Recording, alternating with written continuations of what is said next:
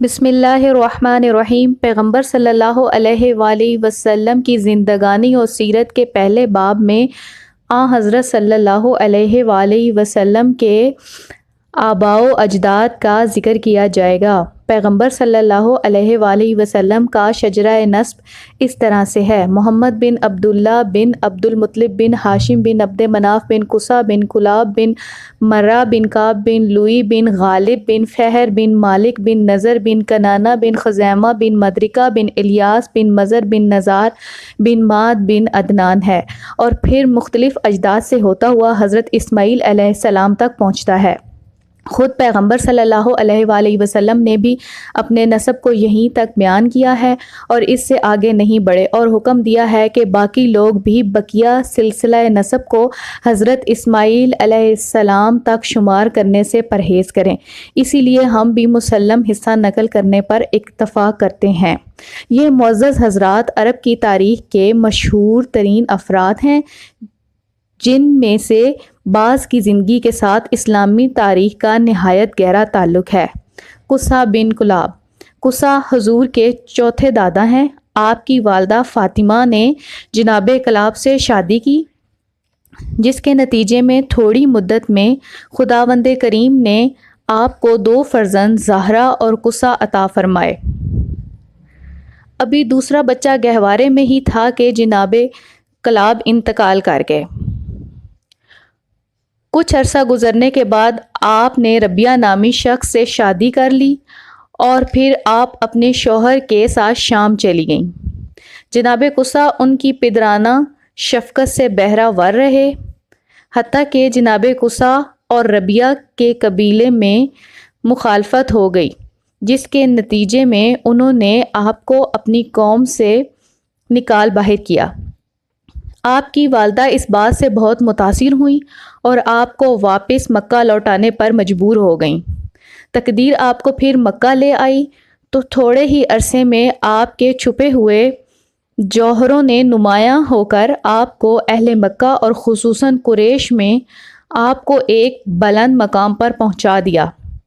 آپ نے تھوڑی سی مدت میں مکہ کی حکومت اور کعبہ کی کلید برداری حاصل کر لی اور آپ وہاں کے فرما روا ہو گئے۔ آپ کے بہت سے آثار ہیں، جن میں سے ایک یہ کہ آپ نے لوگوں کو کعبہ کے قریب گھر بنانے کی ترغیب دی اور عربوں کے اجلاس کے لیے ایک جگہ دار الندوہ کے نام سے قائم کی، تاکہ عرب کے بزرگ اس عمومی مرکز پر جمع ہو کر اپنی مشکلات حل کریں۔ آپ کی عمر کا سورج 5ویں صدی عیسوی میں غروب ہوا۔ آپ نے 2 فرزند عبد الدار اور عبد مناف یادگار چھوڑے۔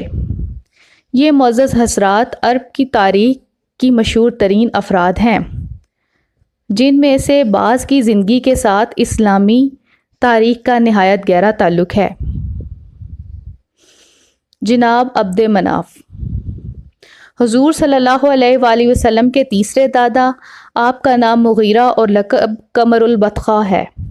آپ اپنے بھائی عبد الدار سے چھوٹے تھے، لیکن لوگوں کے دلوں میں ایک خاص مقام رکھتے تھے۔ آپ کا شیوہ پرہیزگاری تھا۔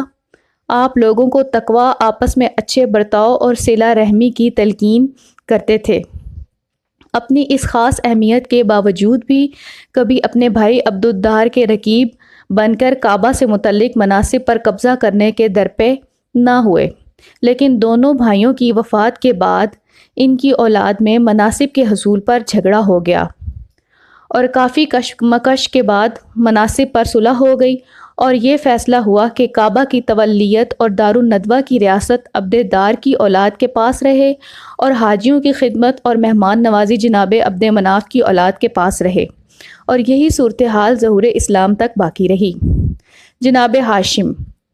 حضور کے دوسرے دادا، آپ کا نام عمرو اور لقب علا تھا۔ آپ کے ساتھ آپ کے جڑواں بھائی عبد الشمس پیدا ہوئے۔ عبد الشمس کے علاوہ آپ کے 2 اور بھائی مطلب اور نوفل بھی تھے۔ حضرت صلی اللہ علیہ وآلہ وسلم کا نور حضرت ہاشم کی پیشانی پر چمکتا تھا، اس حد تک کہ جب وہ مسجد الحرام میں داخل ہوتے تھے کعبہ ان کے نور سے روشن ہو جاتا تھا، اور ہمیشہ آپ کے چہرہ اقدس سے روشنی آسمان کی جانب بلند ہوتی تھی۔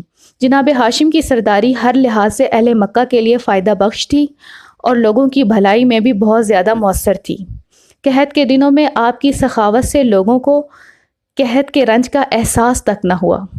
جناب ہاشم ہر روز کعبہ کے پاس آتے تھے، 7 مرتبہ طواف کرتے تھے۔ جو شخص ان کے پاس آتا ان کی عزت کرتا۔ وہ برہنہ لوگوں کو کپڑے پہناتے، بھوکوں کو کھانا کھلاتے، پریشان حال لوگوں کی حاجت بر لاتے۔ آپ نے ایک نیک عورت سے شادی کی جن سے 4 بیٹے اور 4 بیٹیاں پیدا ہوئیں، لیکن حضرت صلی اللہ علیہ وآلہ وسلم کا نور آپ کی جبین انور میں بدستور چمکتا رہا، اس لیے آپ بہت رنجیدہ تھے۔